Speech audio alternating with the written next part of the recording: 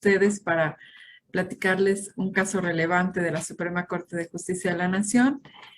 Tan relevante es que constituye uno de los pilares de estudio para los concursos que se han aperturado en estos meses para la elección de juzgadoras y para la elección de magistrados. Entonces, espero compartir a través de estos minutos el criterio y transmitirles cuál es la temática que se lleva en ese amparo directo resuelto por la segunda sala de la Suprema Corte de Justicia de la Nación. El tema es muy relevante para quienes estamos inmersos en la materia laboral, ya que configura un precedente toral en el reconocimiento que se hace a aquellas trabajadoras que realizan actividades del hogar. Es el caso del amparo directo número 9 del 2018, que se resolvió el pasado 5 de diciembre de 2018 y que sin duda nos ha traído un conocimiento muy vasto sobre la temática que se aborda en materia laboral, específicamente lo que tiene que ver con el derecho a la seguridad social, con el principio de igualdad, lo relativo a la discriminación por género en cuanto a las trabajadoras que realizan actividades domésticas, lo que involucra el régimen voluntario, régimen obligatorio que imparte el Instituto Mexicano del Seguro Social. Para iniciar, quiero establecer que se trata de un caso donde una persona que trabajaba para el hogar demanda a su empleador en el año de 2016. Además de señalar como demandados en este juicio laboral a sus empleadores, refiere como demandado al Instituto Mexicano del Seguro Social y al Instituto del Fondo Nacional de la Vivienda para los Trabajadores, más conocidos como IMSS e Infonavit. A estos entes de seguridad social les reclama temas que tienen que ver precisamente con la seguridad social, y al patrón o al empleador, coloquialmente llamado en varios casos de nuestra materia, y tomémoslo como sinónimos, pues diversas prestaciones. Este asunto, en primer orden, se ventila ante la Junta Local de la Ciudad de México, quien resuelve lo relativo a aquello que se le reclama a su empleador y que tiene que ver propiamente con temas de una relación laboral. Y en ese laudo se define que el empleador no estaba obligado a inscribir a sus trabajadores ante el régimen que imparte el Instituto Mexicano del Seguro Social. En ese laudo también, consecuencia de que esta circunstancia no era obligatoria, genera que se absuelva tanto al Instituto Mexicano del Seguro Social como al Infonavit de las prestaciones que específicamente esta trabajadora le reclamó. Voy a abundar también un poquito más cuál era el escenario de esta trabajadora, porque me parece valioso tomar en cuenta este criterio, porque como veremos más adelante, no únicamente incide en el reconocimiento de la labor como trabajadora del hogar, sino también en su carácter propiamente dicho de mujer, y es lo que me llama mucho la atención de qué impacto puede generar un asunto de esta naturaleza, porque es lo que nos lleva en muchas ocasiones ya en el ejercicio profesional a resolver con estricto apego y respeto a los derechos fundamentales. Mencionaba que en este caso tuvimos a esta trabajadora, pero fíjense que ella laboró para su empleador por más de 50 años. Entonces, quienes originalmente eran sus empleadores fallecieron y sus hijas o hijos de estos empleadores asumen la representación como tal de ese vínculo que sostuvieron con esta trabajadora y pues deciden despedirla. Esto fue lo que propiamente generó que esta trabajadora acudiera ante la autoridad laboral de aquel entonces, la Junta Local, para efecto de demandar el pago de las prestaciones que se generan, reitero, tanto en el contexto de relación laboral como en el contexto de seguridad social. Cuando se emite este laudo, el pronunciamiento que adopta esta Junta sobre el tema de la seguridad social, pues es absolver bajo el argumento de que este tipo de trabajadores no se encuentran dentro del catálogo que marca la Ley del Seguro Social, que se tengan que inscribir obligatoriamente. Y por tanto, es un argumento, si lo vemos en el contexto legal, certero, porque en efecto, en aquel momento la Ley del Seguro Social no imponía a quienes fungieran como empleador en una relación donde la trabajadora realizara labores del hogar para que los inscribiera. Por consecuencia, el laudo que se emite, pues, cubría los estándares de legalidad. No obstante esta circunstancia, el asunto, sabemos que tratándose de la materia laboral, no hay un recurso intermedio y por tanto lo que resuelven las juntas en el ámbito federal local es impugnable a través del juicio de amparo directo. Y así es como, derivado de que fue una junta local de la Ciudad de México la que resolvió este laudo, la parte trabajadora decide promover el juicio de amparo. Y en un primer momento toca el conocimiento de este asunto por cuestión de turno, ya que hay 17 tribunales colegiados en nuestra Ciudad de México, corresponde al 16º Tribunal Colegiado en materia de trabajo. Y debo compartir con ustedes que en aquel momento yo formaba parte de ese tribunal como secretaria proyectista, no fui yo la ponente, sin embargo, una dinámica de ese tribunal es comentar los asuntos y que nosotros asistamos a las sesiones. Y recuerdo que el tema que se abordó en esa sesión no tuvo que ver tanto con las prestaciones que se le demandaban al trabajador, perdón, al patrón, que eran lo de la indemnización, el pago de los salarios caídos, el aguinaldo, las vacaciones, la prima vacacional, sino el tema que los magistrados llevaron a la reflexión en aquella ocasión fue ¿por qué la ley del Seguro Social no obliga a los empleadores a inscribir a este tipo de trabajadoras del hogar? No hay una razón jurídica, si bien es cierto, están como tal en el catálogo de la ley del Seguro Social quiénes son sujetos de aseguramiento obligatorio, quiénes son sujetos de aseguramiento voluntario, pero ¿cuál es la razón? Hay una prestación de un trabajo subordinado, hay el pago de un salario, estas trabajadoras también están expuestas a riesgos de trabajo, entonces no hay una razón jurídica por la que no se cuente con seguridad social obligatoria para ellas. Sin embargo, ese asunto, en aquel momento los magistrados adoptaron por retirarlo en una primera ocasión a efecto de buscar mayor información sobre el tema. Y pues después de algunos días y reflexiones, pues advirtieron que no existía un criterio como tal y que por tanto era procedente requerirle a la Suprema Corte de Justicia de la Nación que en uso de esta facultad de atracción que tiene constitucionalmente reconocida, pues procediera a atraer el asunto. Y la segunda sala, al momento de que le es turnado este asunto, decide atraerlo por la trascendencia y relevancia que tiene el tema. Y así es como llega el asunto a la segunda sala, se le asigna este número tan socorrido y tan emblemático, el 9 del 2018. El conocimiento es para el ministro Alberto Pérez Dayán y reitero, el 5 de diciembre de 2018 se determina en una resolución de nuestra máxima entidad de justicia resolver sobre este caso.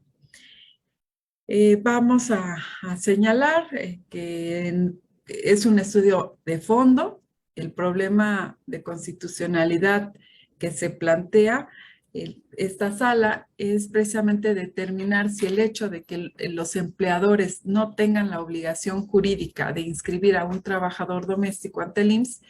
constituye como tal un trato discriminatorio de aquellos que proscribe el artículo 1 constitucional. Y por ende, si hay también una violación al derecho humano a la seguridad social.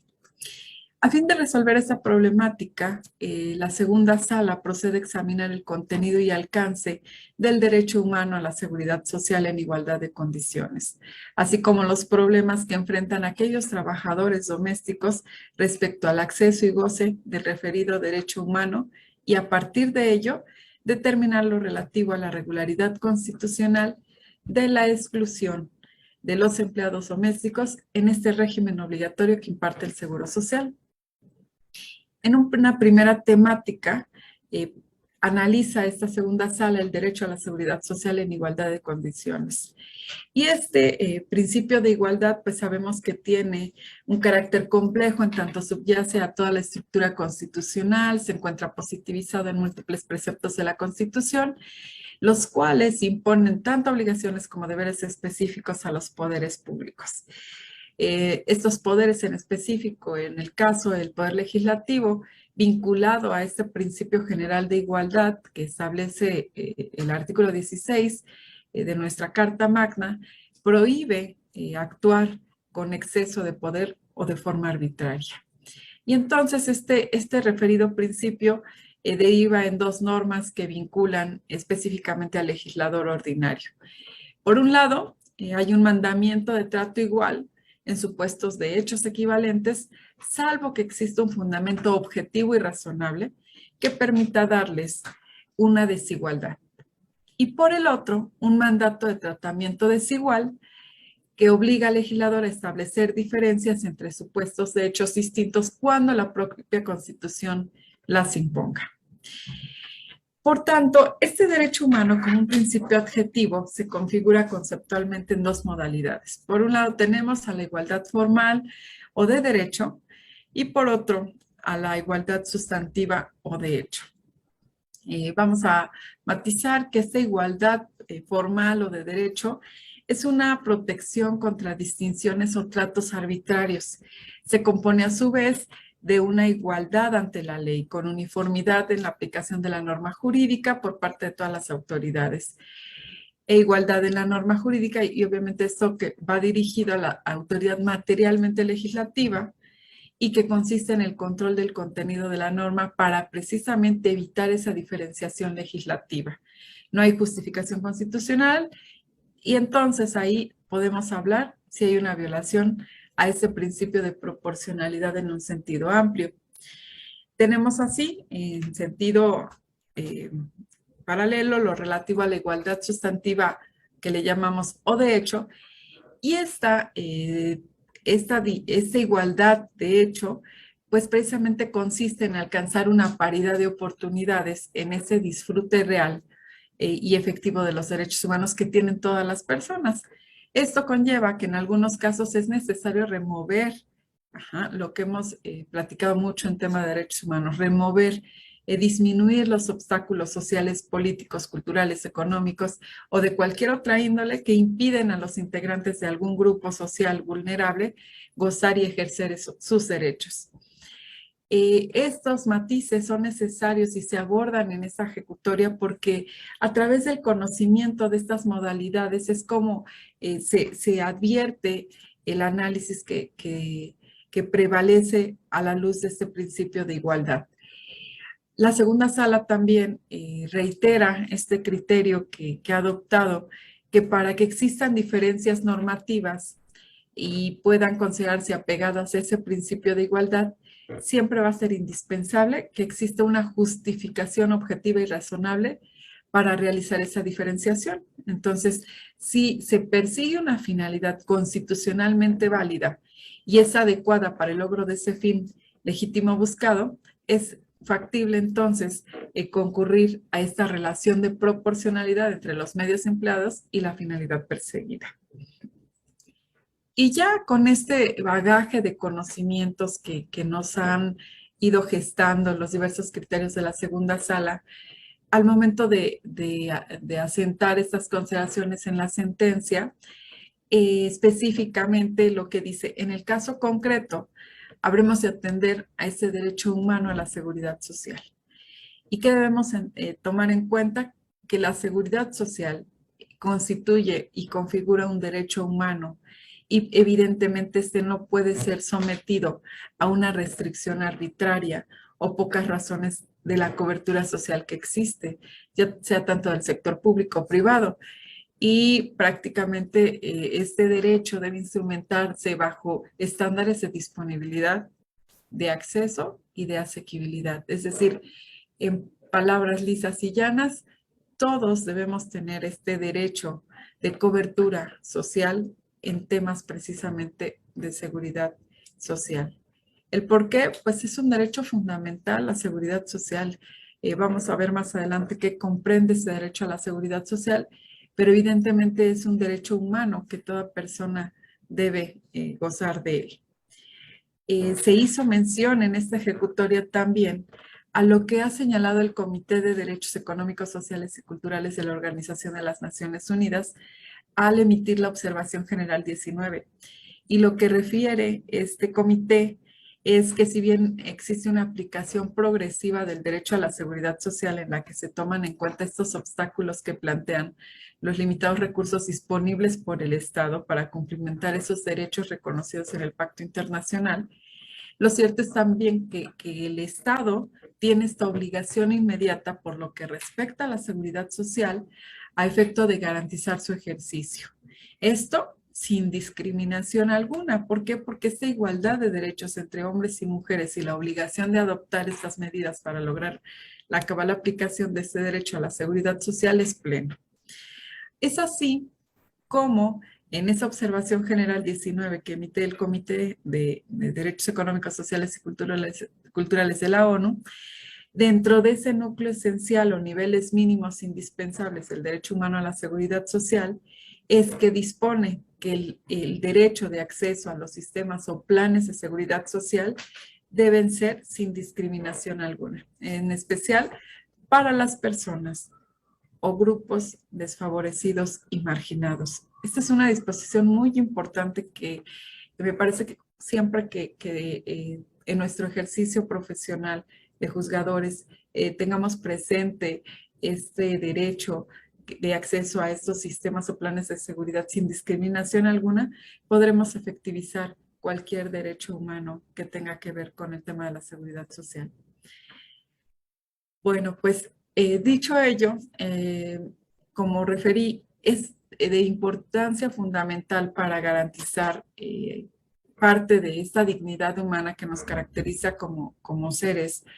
el derecho a la seguridad social. ¿Por qué? Porque es el que nos va a permitir hacer frente a aquellas circunstancias que a veces por motivo de salud o por motivo del ejercicio de una actividad laboral o con motivo de nuestro retiro, pues que se encuentren cubiertas estas necesidades de seguridad social. En el contexto, debo acotar que en nuestro país la seguridad social va aparejada de un vínculo laboral. Es decir, para que en nuestro país hablemos de seguridad social es porque está aparejado de la prestación de un trabajo personal subordinado. Por ello, la Corte, ya después de describir todo este bagaje internacional y nacional de lo que comprende la seguridad social, estima que el análisis respecto al cumplimiento de este derecho humano a la seguridad social no debe partir de una concepción general del alcance del derecho a la seguridad social, sino que además es indispensable que tome en cuenta la situación particular que enfrentan los empleados domésticos en cuanto a la protección y goce de este derecho social. Y esto lo desarrolla en el siguiente punto, que es precisamente cuando aborda los problemas que se tienen respecto a la cobertura de seguridad social en el tema del quehacer doméstico o llamados trabajadores domésticos. Aquí la segunda sala aborda aquellas disposiciones que ha emitido la Organización Internacional del Trabajo para conocer o para establecer en esta relevante sentencia lo que debemos entender por trabajo doméstico. Y lo que describe es que ha sido tradicionalmente objeto de condiciones de trabajo inadecuadas, extensas jornadas, bajos salarios, trabajo forzoso y una escasa o nula protección social a aquellas personas que realizan esta importante labor, expuesto a condiciones que están lejos de un concepto de trabajo decente. Y aquí recordemos que la OIT tiene como un pilar fundamental cuando habla de estos principios del derecho del trabajo, lo que comprende el trabajo decente. Entonces, para esta base que nos da la OIT, se resalta en la sentencia que también las personas que realizan un trabajo doméstico son un grupo con un alto nivel de discriminación en sus diversas formas, incluyendo el hecho de que con gran frecuencia están fuera del ámbito de cobertura de los sistemas de seguridad social, lo que los convierte en una población altamente vulnerable. Con estas referencias que nos da la OIT, es más que evidente que la Corte, la segunda sala, al momento de analizar este tema tan polémico, porque bueno, si lo llevamos al contexto estadístico, pues en algún momento el INEGI nos aporta datos muy relevantes en cuanto a la población que realiza esta actividad de ser trabajador doméstico, trabajador del hogar. Y es ahí cuando despierta el aspecto meramente social de cómo debemos configurar esa protección de tutela de los derechos que estas personas tienen. Pues reitero, son personas que también realizan una actividad, un trabajo personal subordinado a cambio de un salario que los coloca incluso en un capítulo especial dentro de la Ley Federal del Trabajo. Entonces, estos aspectos son los que se destacan de forma sustancial en nuestra sentencia que emite la Suprema Corte de Justicia de la Nación y lo que refiere es que ¿por qué va a ser un tipo de régimen distinto a aquel que se destine a cubrir a las trabajadoras? Porque su esquema de afiliación va a ser voluntario y no obligatorio. ¿Qué cantidad de ramas de seguridad social son las que son susceptibles de cubrirse y cuáles no? ¿Cuál va a ser el tipo de financiamiento? ¿Cuál es la disponibilidad de previsiones de cobertura para el trabajo doméstico migrante y alguna cobertura efectiva de los diversos regímenes? Fíjense, esto es de suma valía porque en efecto, vean cómo hasta el trabajo doméstico migrante se da. O sea, muchas personas migran a otros lugares y el primer trabajo que inician a desarrollar es un trabajo doméstico. Entonces, vean el impacto de cómo se va entrelazando este estudio que realiza la Suprema Corte de Justicia de la Nación y viene el punto de decir, bueno, ¿cuál es el proceso de afiliación de estas trabajadoras domésticas a los regímenes de seguridad social? ¿Es una tarea compleja? Por supuesto que lo es. Y esto obedece no en sí a que no fuese un trabajo, yo creo que es de los que históricamente siempre se han desempeñado. Sin embargo, este carácter atípico que se da, pues es en el sentido de que es un tipo de labor que se hace en un hogar privado, lo cual dificulta en muchos aspectos que se aplique la inspección del trabajo por parte de las autoridades encargadas de ello. El trabajo, reitero, se realiza en un hogar y esto dificulta que en ciertos aspectos se apliquen estas inspecciones y que se respeten los derechos laborales de quienes realizan estas actividades del hogar. No están generalmente establecidas en un contrato por escrito. Los empleadores por lo general no suelen conocer cuáles son sus obligaciones o responsabilidades que deben cumplir en términos de la ley y existe una alta variabilidad de la cantidad en que trabajan estas personas. El salario en especie es frecuente porque la ley permite que no únicamente se haga o se considere como salario lo que corresponde al pago en dinero, sino también cuando la persona pernocta en el domicilio del empleador, es factible que el salario se integre también por los rubros de alimentación, transporte, vivienda. Entonces, vamos a atender también, por eso es tan vasta esta ejecutoria de la segunda sala, porque resalta que no es únicamente para aquellas personas trabajadoras que están o pernoctan en el domicilio del empleador, sino también hay otras que realizan las actividades en un lugar diferente a su domicilio, es decir,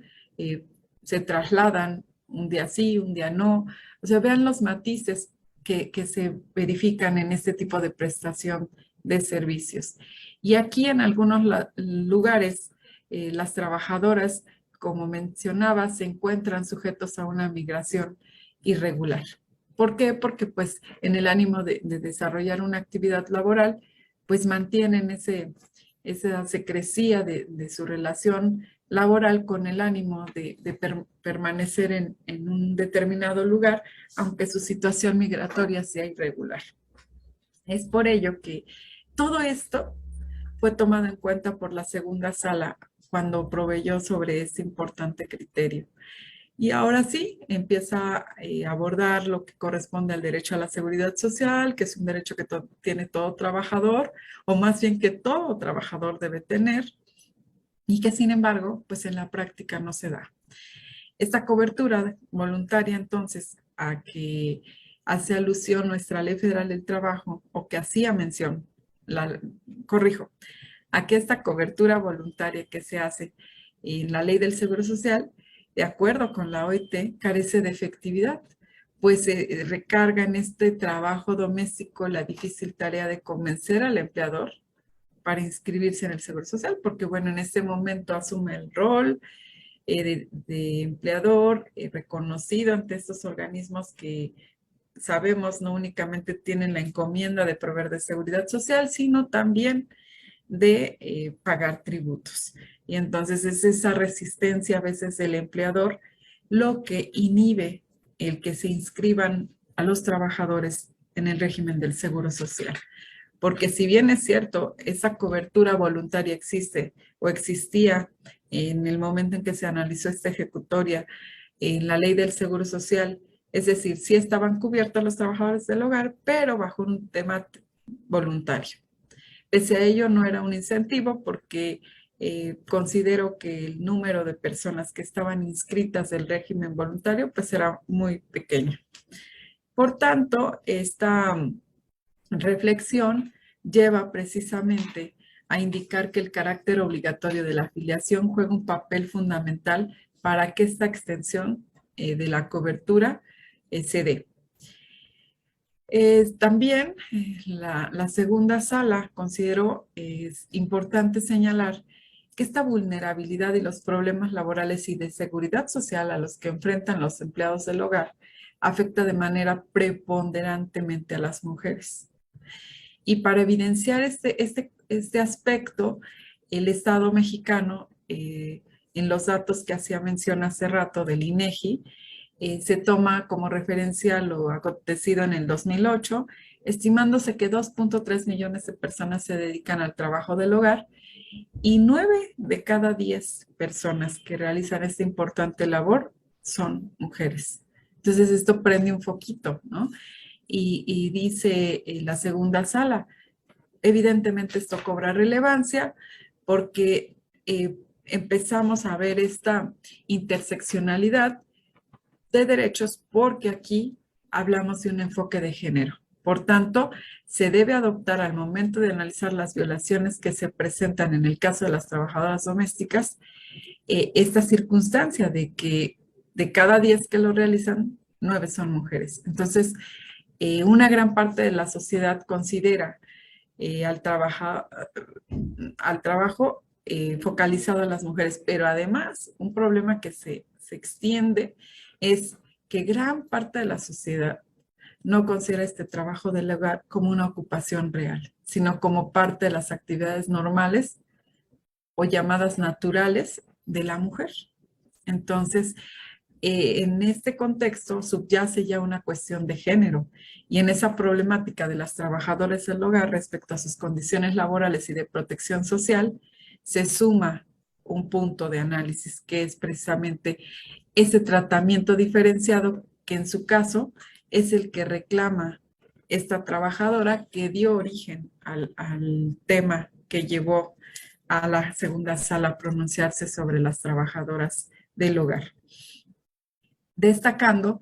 que aquí no solo debemos tener presente el trabajo que desempeñaba esta trabajadora, sino también la afectación desproporcional, que es esa distinción normativa que se produce en las mujeres, lo que desde luego pues involucra una posible, porque hasta ese momento pues reitero, se prende el foquito y lo que dice la segunda sala involucra una posible discriminación interseccional que potencializa esa vulnerabilidad de estas personas.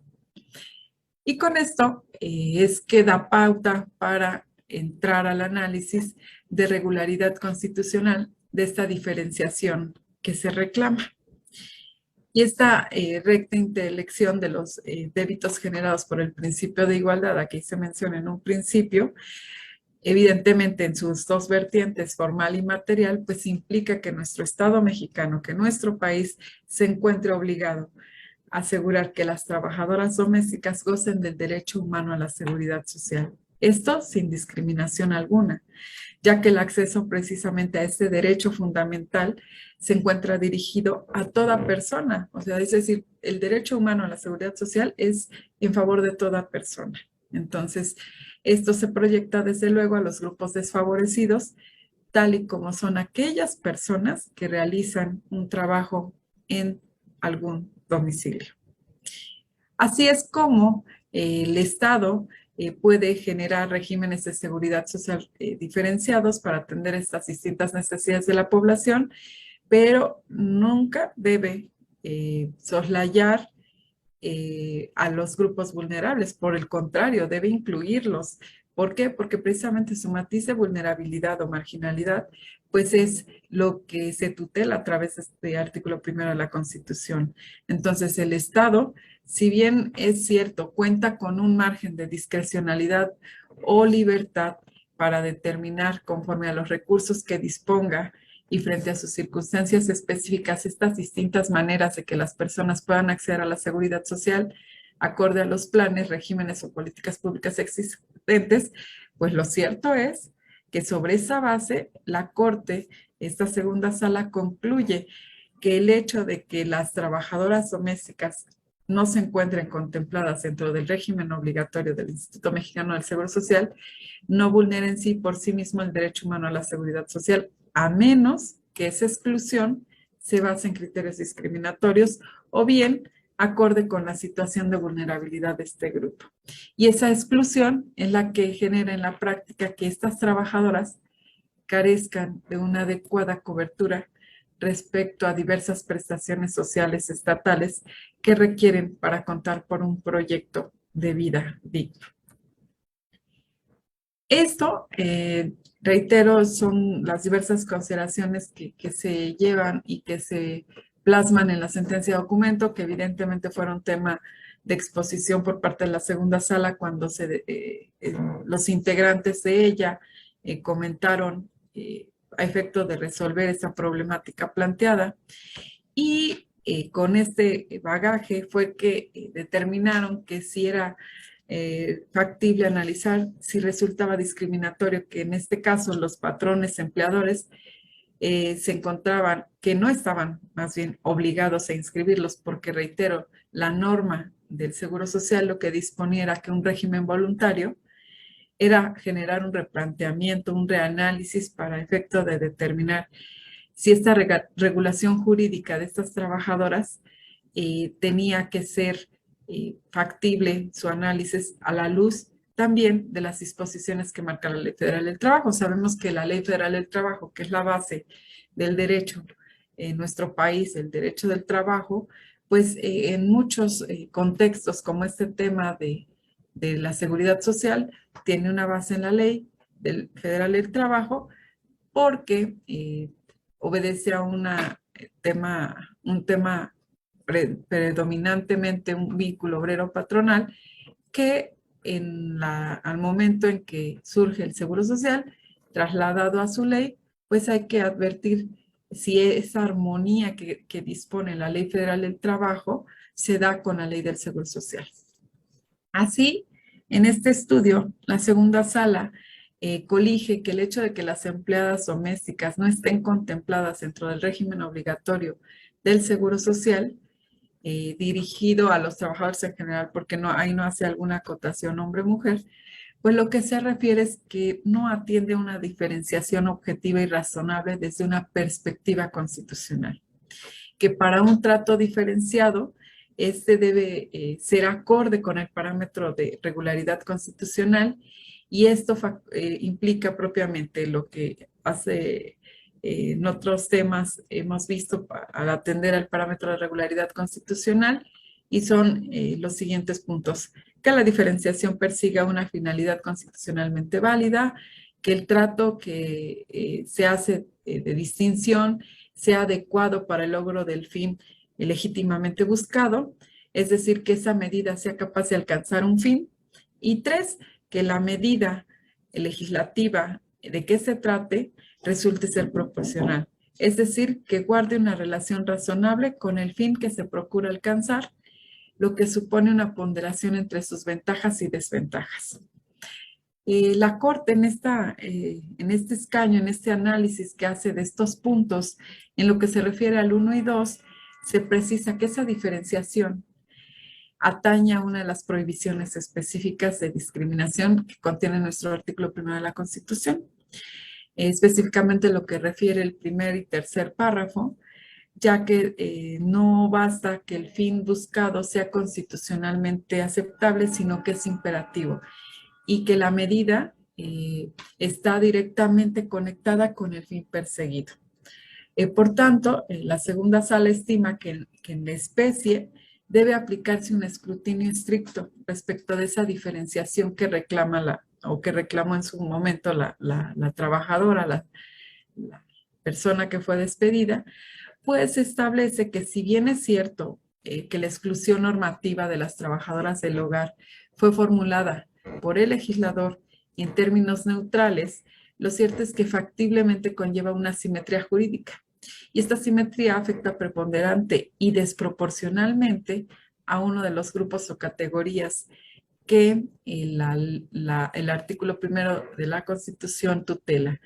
bajo la cláusula de no discriminación, a saber, precisamente la discriminación motivada por el género. Reitero, todo esto es a la luz de ese análisis que se hace de que esta actividad es preponderantemente realizada por mujeres. Entonces ahí es en donde se justifica lo que dispone el artículo 1 de la Constitución, el tema de prohibición de discriminación en este rubro por el género. Y aquí se considera oportuno por principio señalar que la discriminación de trato, ya sea respecto de normas o actos, puede acontecer tanto de manera directa como indirecta, y que la discriminación directa se produce cuando las personas reciben un trato menos favorable que otras debido a su condición personal, diferente por alguna causa relacionada con un motivo prohibido, por ejemplo, el trato diferente que se encuentra fundado en cuestiones de género, que se entiende aquí que estamos frente a una discriminación directa. También se refiere a lo que es la discriminación indirecta, que significa que las leyes políticas o las prácticas públicas o privadas son neutras en apariencia, pero pueden perjudicar de manera desproporcionada a un determinado grupo o clase de personas. Entonces, puede haber discriminación indirecta contra la mujer cuando las leyes, las políticas y los programas se basan en criterios que aparentemente son neutros desde un punto de vista del género, pero que de hecho repercute negativamente a la mujer. Y esto me parece que cuadra perfectamente en el caso de las trabajadoras del hogar, porque las leyes, las políticas y los programas, si bien es cierto, son neutros, ya desde el punto de vista y aterrizándolo al género de quienes realizan esta actividad, que en su mayoría son mujeres, pues sin duda alguna pone de consecuencia que haya un tema de discriminación por cuestión del género. Y en este sentido, la Corte no pasa inadvertido este punto de diferenciación de trato que se reclama y por tanto la afectación que genera el que esta labor del hogar se encuentre excluida del régimen obligatorio del Seguro Social. Y que lo que califica es que esta diferenciación es de manera desproporcionada para las mujeres, a pesar de que la norma está redactada en términos neutrales, porque pues dice trabajo doméstico, que es sujeto de aseguramiento voluntario, no así obligatorio, pero no obstante que es un término neutral el que se utiliza por la norma, lo cierto es que preponderantemente la labor del hogar, al ser preponderantemente realizada por mujeres, pues los efectos que genera este ejercicio tienen un impacto negativo que afecta a este tipo de mujeres trabajadoras y por tanto focaliza un indicio de un trato discriminatorio para la mujer. Ya sobre esta base es que se atienden las normas reclamadas propiamente los artículos 12 y 13 de la Ley del Seguro Social, dado que excluyen a las trabajadoras del hogar de la protección del régimen obligatorio de seguridad social y que se traducen en una discriminación indirecta proscrita por el principio de igualdad y equidad, y esa diferenciación no supera el escrutinio constitucional. Reitero, nos quedamos propiamente en el escaño 1 y 2, porque esa diferenciación precisamente respecto a esa finalidad imperiosa e idónea y se califica como tal, que es rompe con ese principio de proporcionalidad y no es idónea. Entonces, es por ello que la segunda sala no encuentra justificación constitucional alguna para excluir a este tipo de trabajadoras domésticas del régimen obligatorio del Seguro Social. Lo que refiere que en todo caso el hecho de que conforme a la Ley Federal del Trabajo, estas trabajadoras realizan un trabajo especial, porque eso vale la pena acotarlo, que su actividad se encuentra regulada de forma especial dentro de la ley. Lo cierto es que en forma alguna implica que por esa circunstancia de que se atiende como un trabajo especial en el marco jurídico de la Ley Federal del Trabajo, que por esa circunstancia puedan estar privadas de una cobertura adecuada del tema de la seguridad social que les permita realizar su actividad en condiciones dignas. Lo que dijo la Corte fue tan es así que a virtud de la fracción primera del artículo 12 de la Ley del Seguro Social, pues se permite que diversos trabajadores sujetos al régimen de trabajos especiales puedan ser inscritos en el régimen obligatorio que imparte y que por tanto no hay una justificación como tal desde esta óptica de análisis constitucional que permita hacer esa diferenciación frente a otros trabajos especiales, el tema de la labor del hogar, que debe estar por tanto excluida de ese régimen de seguridad social. Lo que determina la Corte es esa diferenciación implica de suyo una vulneración de nuestro Estado mexicano al principio de accesibilidad del derecho humano a la seguridad social. Y con este referido trato que hace y que resalta es que lo que señala es que las autoridades, lejos de tomar las medidas necesarias para proteger a los grupos más desfavorecidos o marginados, como lo son las mujeres que trabajan en el hogar, al excluirlas de este régimen obligatorio de seguridad social, se ha generado y se ha permitido que se incremente la condición de vulnerabilidad y marginación de un grupo de la población que por sus características por sí misma es bastante vulnerable.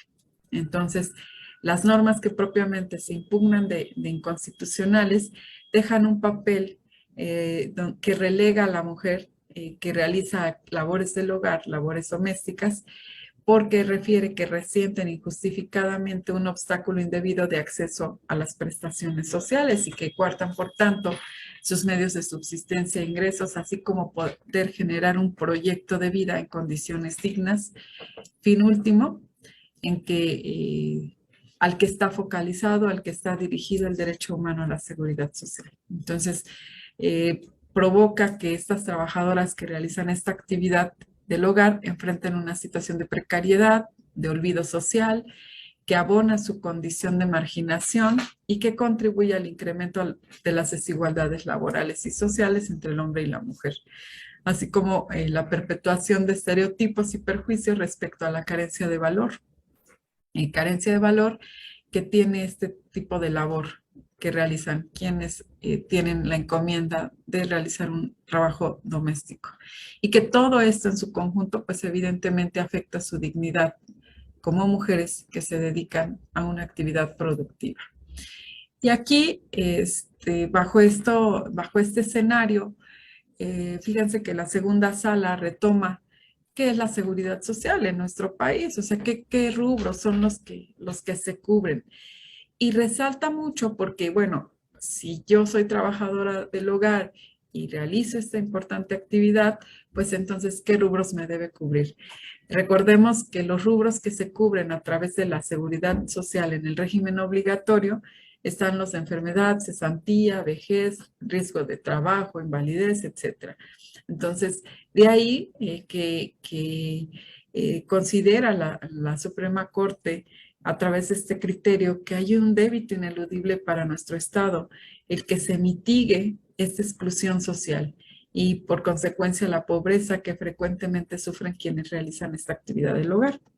Y empieza por generar los medios necesarios para brindar a este grupo vulnerable una cobertura de seguridad social adecuada, accesible y suficiente, a efecto de que exista una mayor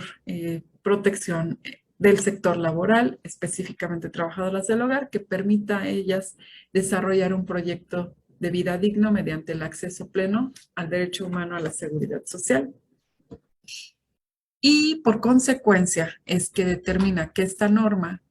de la ley del Seguro Social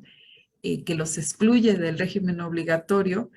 comporta precisamente una actuación discriminatoria que fortalece esa marginación a la que están expuestas las mujeres que se dedican a esta actividad. Entonces, esta violación no puede ser solventada o superada simplemente conforme al sistema jurídico de que estas trabajadoras puedan tener ese acceso al régimen voluntario, sino que es necesario que se incorporen al régimen obligatorio que otorga la ley del Seguro Social, evidentemente aquí a través del propio organismo que por excelencia realiza esta tarea tan importante que es proveer de seguridad social a los trabajadores. Y así concluye que el hecho de que las trabajadoras domésticas se encuentren excluidas del régimen obligatorio que imparte el IMSS es violatorio del derecho humano a la seguridad social en igualdad de condiciones y declara inconstitucional el artículo 13, fracción segunda de la Ley del Seguro Social. ¿Qué impacto tiene esta resolución? Bueno, que como derivó de un juicio de amparo directo, propiamente regresa, más bien determina los efectos de este conceder el amparo a efecto de que al declarar inconstitucional este artículo 13, fracción segunda, que excluye del régimen obligatorio el seguro social a los trabajadores sociales, se considera discriminatorio y violatorio del derecho humano a la seguridad social. Y esta, por consecuencia, pues trae la inaplicación en el fallo, es decir, recordando que el argumento central que dio la autoridad responsable fue de que absolvía porque esta disposición legal no era una cuestión obligatoria el inscribir a este tipo de trabajadoras al Seguro Social, pues que se inaplique, ¿sí? Y entonces, por tanto,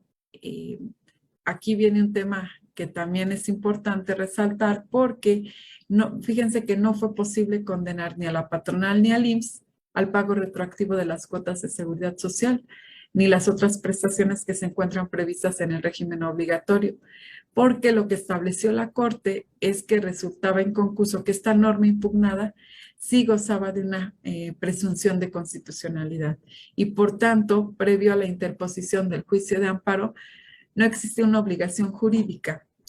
para que pudiese ser reclamada al patrón esa omisión de inscribir a la trabajadora ante el IMSS, así como de pagar estas cuotas de seguridad social respectivas, ni tampoco el que pudiese ser reprochable al organismo de seguridad social el por qué no eran sujetas de aseguramiento obligatorio. Entonces, al advertir esta circunstancia, la Suprema Corte, que afectaban evidentemente la dignidad de un sector vulnerable como son las trabajadoras del hogar, emitió como un punto a efecto de cumplimentar de manera efectiva esa protección lo relativo a establecer un plan piloto por parte del Seguro Social para que incorporaran a este tipo de trabajadoras al régimen de seguridad social. Realmente ha sido complejo porque esto genera un problema estructural desde el punto de vista institucional, pues implica que las autoridades estatales que se encuentran involucradas con este acceso o otorgamiento de la cobertura adecuada, pues evidentemente tuviesen que emprender estas medidas necesarias para modificar estructuralmente las normas y las políticas públicas que atañen a la seguridad social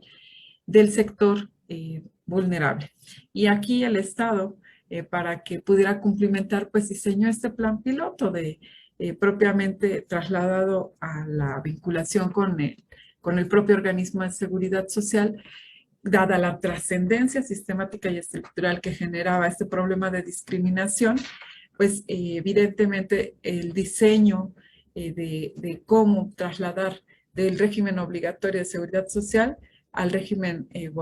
perdón, del régimen voluntario al régimen obligatorio. Y entonces, ¿cómo garantizar este derecho humano de los trabajadores? Entonces, para guiar esta instrumentación de la política pública, pues lo que dijo la segunda sala es que debían emplearse o emprenderse acciones, acciones en un término prudente, que podría ser el término de un año, propiamente a 2019, y solicitando para ese efecto las partidas presupuestales que se estimen necesarias para ese ejercicio de la referida anualidad. Y con este plan piloto que refiero, que se sugirió como bajo esta política pública, este plan piloto, que su fin fuera precisamente diseñar y ejecutar un régimen especial de seguridad social para las trabajadoras del hogar con base en algunos lineamientos.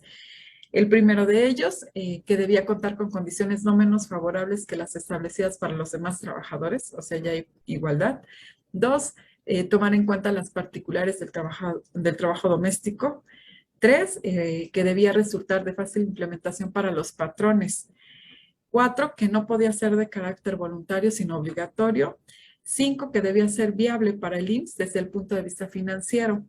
Y seis, que se debía explorar la posibilidad de facilitar administrativamente el cumplimiento de las obligaciones que deriven de este régimen a los empleadores. Finalmente, lo que la Corte consideró es que esta finalidad, a efecto de cumplir con esos lineamientos o directrices, debían efectivizarse en un plazo no mayor a 18 meses a partir de la implementación del referido programa piloto, donde el IMSS, de acuerdo a su capacidad de infraestructura técnica, operativa y presupuestal, se encontrara en aptitud de proponerle al Congreso de la Unión las adecuaciones normativas necesarias para incorporar formalmente en el nuevo sistema especial de seguridad social para este tipo de trabajadoras, evidentemente de forma gradual, pero en ese tenor se fijó un plazo no mayor a 3 años a efecto de lograr que la seguridad social fuese efectiva, robusta y suficiente a la totalidad de las empleadas domésticas.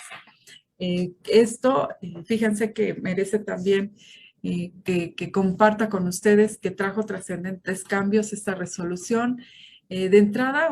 la Ley Federal del Trabajo que se reformó y que ha sido pauta para el establecimiento del nuevo sistema de justicia laboral en México, que esta denominación de trabajadoras domésticas se modificara por personas trabajadoras del hogar, porque también este punto, este matiz que da como tal domésticas pudiese ser un término discriminatorio, y entonces se buscó esta nueva denominación o para dirigirnos hacia este tipo de personas trabajadoras del hogar. También cambio importante fue dentro de los artículos transitorios que marca nuestra nueva Ley Federal del Trabajo, el que se asentara en el artículo, voy a hacer referencia a él, el artículo transitorio que nos generó este cambio trascendental en nuestra legislación laboral, y que al día de hoy todos los operadores que estamos involucrados en este tema de la implementación de la reforma con motivo de la Ley Federal del Trabajo de 2019, pues que evidentemente generara la adecuación normativa y evidentemente también para efectivizar estos derechos de las trabajadoras del hogar. Y en el transitorio que precede las disposiciones relativas a la incorporación formal de las personas trabajadoras del hogar al régimen obligatorio de seguridad social iniciarán su vigencia una vez que se realicen las adecuaciones y reservas legales necesarias para dar completa operatividad al reconocimiento del derecho a que se refiere este decreto, debiendo quedar totalmente concluido en un plazo no mayor a 6 meses contados a partir de la culminación del programa piloto y entrega legislativo del informe aludido en el citado dispositivo que antecede. Y finalmente, en el transitorio cuarto se dice que hasta en tanto entre en vigor las disposiciones contenidas en el presente decreto referentes a la ley del Seguro Social para comprender el trabajo del hogar en el régimen obligatorio, el patrón garantizara la atención médica y los gastos por concepto de sepelio. Fíjense qué importante o qué tanta trascendencia tuvo este criterio, porque con motivo de la reforma a la Ley Federal del Trabajo, dentro de los transitorios se establecen diversos puntos que suman el cumplimiento de esta sentencia de amparo. También tenemos que el 12 de julio de 2019 se publicó en el Diario Oficial de la Federación el decreto que reformaba precisamente no solo la Ley Federal del Trabajo, sino también a la Ley del Seguro Social en esta materia de personas trabajadoras del hogar. Y esto cobra relevancia porque en esas reformas ya definen al trabajador del hogar como aquel que de manera remunerada realiza actividades de cuidados. Fíjense, incorporan un rubro mayor, aseo, asistencia o cualquier otra actividad inherente al hogar que no implique para la persona empleadora un beneficio económico directo. Entonces, incluso define qué no debemos entender por trabajadora del hogar. Se establecen incluso las modalidades del trabajo del hogar, que es propiamente aquellas que pernoctan o residen en el domicilio, aquellos que únicamente acuden a un domicilio, pero continúan en sus hogares,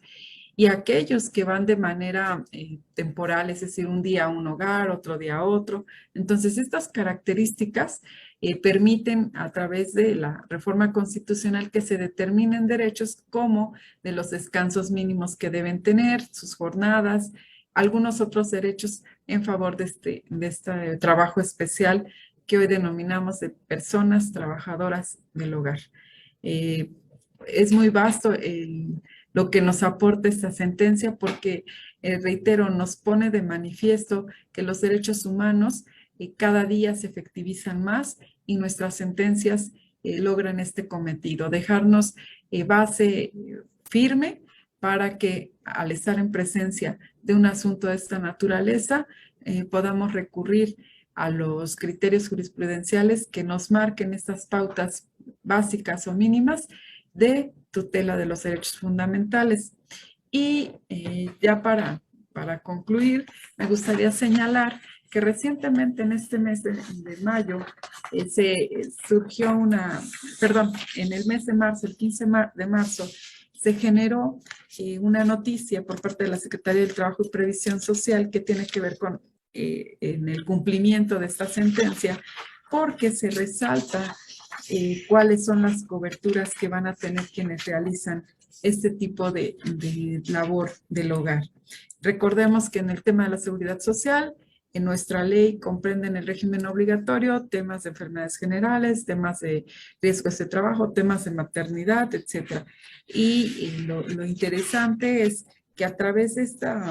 estas reformas se insertan el reconocimiento expreso de derechos que tienen como tales y incluyen en este rubro no únicamente los servicios médicos, hospitalarios, farmacéuticos y de atención obstétrica, sino también lo relativo a las incapacidades, a la pensión por invalidez y vida, lo relativo al fondo para el retiro y las prestaciones sociales, entre las que se encuentra lo que tiene que ver con velatorio, pero además con guarderías. O sea, fíjense qué importante es este criterio que ha traído el establecimiento de diversas políticas públicas y que, bueno, yo siempre he dicho que es la buena historia que marcan estas ejecutorias, porque no únicamente quedan en sentencia, papel o referidas al caso en concreto, sino vean la trascendencia que ha llegado con esta sentencia para todos aquellos que realizan una actividad del hogar que disfrute no únicamente aquellos derechos básicos que tiene el tema obligatorio, sino también se extiende incluso al tema de las guarderías. Y eso para mí es muy relevante porque, pues, si como lo indica el INEGI, esta actividad la realizan en su mayor parte mujeres, pues qué ideal que un derecho de seguridad social mínimamente reconocido sea el tema de las guarderías, porque pues es evidente que las mujeres en este rol que realizan de trabajadoras, de madres, de jefas de familia, pues un mínimo vital yo considero que debe ser también este derecho a las guarderías, ese derecho a las incapacidades cuando sufran un riesgo de trabajo. Por tanto, también el fondo de retiro, porque involucra que una vez que culmine su actividad laboral, pues tengan acceso a estos derechos de seguridad social, que propiamente es el acceso a una pensión por conclusión de su vida laboral de retiro. Entonces, pues con esto espero haber sido buena la charla, utilizar un lenguaje comprensible para desearles la mejor de la suerte a aquellas candidatas a juzgadoras y que este material sea de apoyo en esta reflexión que nos ha generado a todos los que estamos inmersos en el derecho del trabajo, que es la sentencia emitida por la segunda sala de la Suprema Corte de Justicia de la Nación, que tiene que ver con el derecho a la seguridad social que tienen las trabajadoras que se dedican a las actividades del hogar. Muchas gracias y mucho éxito en su concurso y en esta nueva encomienda. Muchas gracias.